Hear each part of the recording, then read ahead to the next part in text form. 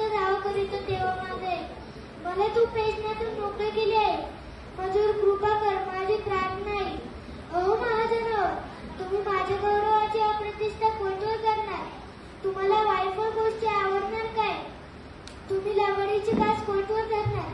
तरी हे धान्य ठेवा, देवाने आपणासाठी भक्तिमान इतर निवडून काढलेला आहे. मी परमेश्वराचा धाव करेन, तेव्हा तो ऐकेल.